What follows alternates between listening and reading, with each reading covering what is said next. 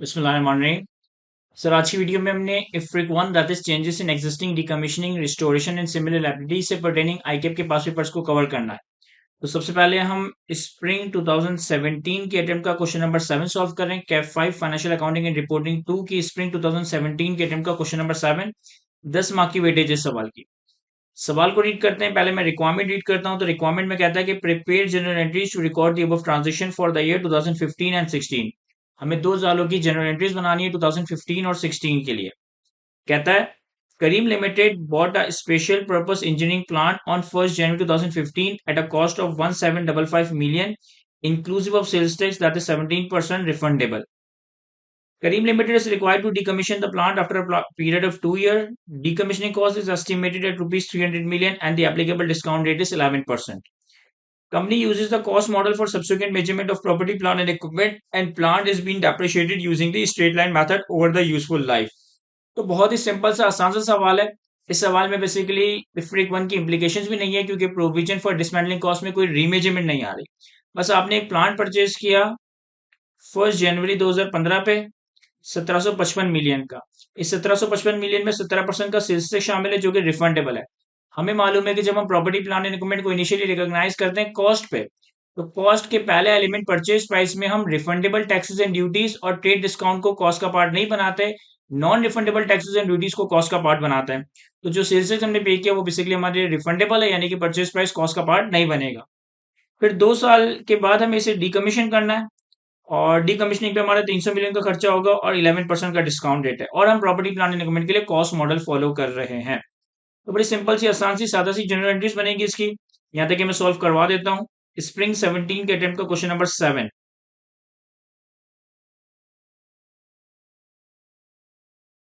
Question number 7 of spring 2017 Karim limited.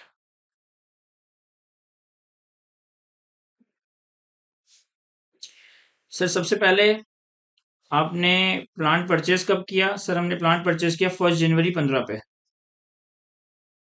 तो 1 जनवरी 15 हमारे पास property plant equipment debit होगा, कैश क्रेडिट होगा। हमने परचेज किया है 1755 मिलियन का। तो 1755 से हमारा कैश क्रेडिट और सारी वर्किंग जो मैं बना रहा हूँ ये बेसिकली रुपीज इन मिलियंस में चल रही है।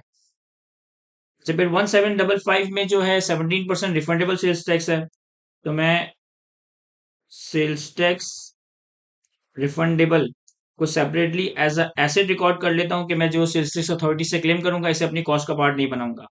ये हम कैलकुलेट करेंगे 1755 इंटू 17.117। चूंकि ये 1755 का number inclusive of 17% sales tax है, तो इसे एक्सक्लूड करने के लिए हम 1755 into 17 divided by 117, 1755 into 17 divided by 117, तो ये आ गया आपके पास 255। और यानी कि बाकी बैलेंसिंग 1500 रुपये हमारा प्रॉपर्टी प्लांट एंड इक्विपमेंट से पर्टेन करता है। फिर इन्होंने ये भी बताया था कि आपने ये प्लांट तो परचेस किया, 2 साल के बाद डिसमेंटल करना है, 300 का खर्चा होगा और 11% का डिस्काउंट रेट है। यानी कि हमें प्रोविजन फॉर डिसमेंटलिंग कॉस्ट भी प्रॉपर्टी प्लांट एंड इक्विपमेंट में कैपिटलाइज करना है। तो property plant and equipment debit, provision for dismantling cost credit. कितने से?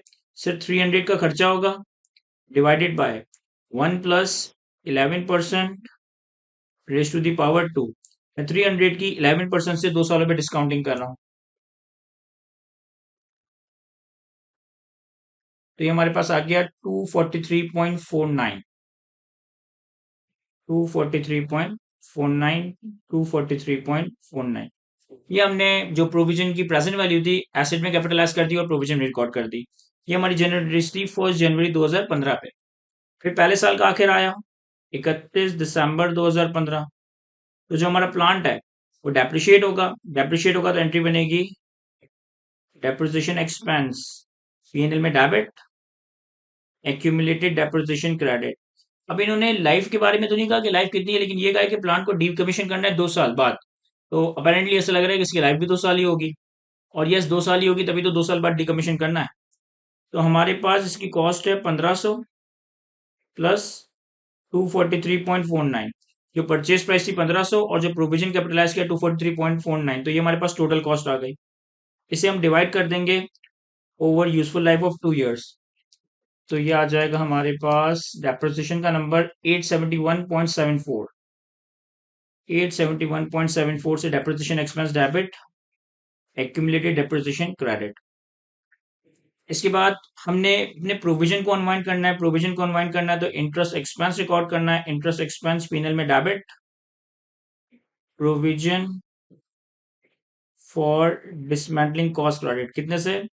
243.49 का प्रोविजन आपने रिकॉर्ड किया है 11% पे डिस्काउंट करके, तो इसे 11% पे ही अनवाइंड करेंगे। तो 243.49 इंटू 11%, ये आ गया हमारे पास 26.78। 26.78, 26.78। ये हमारी सेकंड ईयर की एंट्री कंप्लीट होती है, सॉरी फर्स्ट ईयर की एंट्री कंप्लीट होती है। उसके बाद हम सेकंड ईयर के एंड पे आते हैं 31 दिसंबर 2016।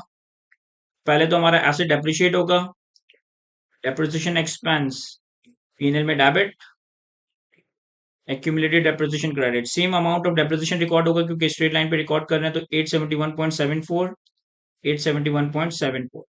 प्रोविजन पे अनवाइंडिंग करेंगे, इंटरेस्ट एक्सपेंस रिकॉर्ड करेंगे, तो इंटरेस्ट एक्सपेंस पीएनएल में डेबिट, और provision for dismantling cost credit. Second year का जो प्रोविजन है वो 243.49 नहीं, बल्कि सेकंड ईयर के स्टार्ट पे जो प्रोविजन की कैरिंग अमाउंट आ रही है उसमें मार्कअप चार्ज होगा, यानी कि 243.49 प्लस 26.78 इंटू 11%।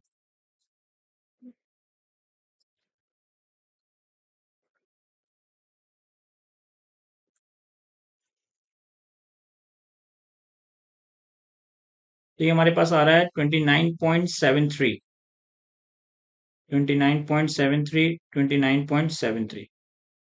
ये हमारी दूसरे साल की एंट्री सवाल के रिक्वायरमेंट के हिसाब से कंप्लीट हो गई है।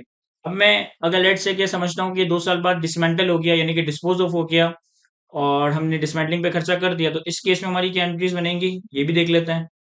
देखिए, जो आपने प्लांट रिकॉर्ड किया था 1500 प्लस 243, वो पूरा प्लांट आपका डेप्रिशिएट हो गया, और अज्यूमिंग कि हमने इसको जीरो स्क्रैप वैल्यू पे डिस्पोज ऑफ कर दिया, तो हमारा accumulated depreciation debit, property plant and equipment credit. कितने से? 1500 प्लस 243.49, तो ये आ गया 1743.49, 1743.49। और चूंकि हमने इसको डिसमेंटल किया होगा स्क्रैप करने के लिए या सेल करने के लिए, तो हमारी डिसमेंटलिंग पे जो खर्चा होगा, कितना खर्चा होगा? 300 का। अब 300 का खर्चा में एक्सपेंस आउट नहीं करना क्योंकि हम ऑलरेडी प्रोविजन बना कर आए, तो provision for dismantling cost debit 300, और जो भी खर्चा हुआ आपका कैश क्रेडिट 300। अगर आप देखेंगे तो आपके पास प्रोविजन का नंबर इस वक्त तक 300 ही होगा। देखिए, हमने इनिशियली रिकॉर्ड किया 243.49, फिर पहले साल में से अनवाइंड किया 26.78, फिर दूसरे साल के आखिर में से वन अनवाइंड किया 29.73, तो ये तक एग्जैक्ट 300 ही बन रहा है। तो दूसरे साल के आखिर में हमने डिसमेंटलिंग पे खर्चा किया, तो प्रोविजन डेबिट कैश क्रेडिट हो गया। तो ये सिंपल सा सवाल था। आई होप कि मैं आपको अच्छे से एक्सप्लेन कर सका हूँ। आज के लेक्चर को यहीं तक रखते हैं। Thank you, Allah Hafiz.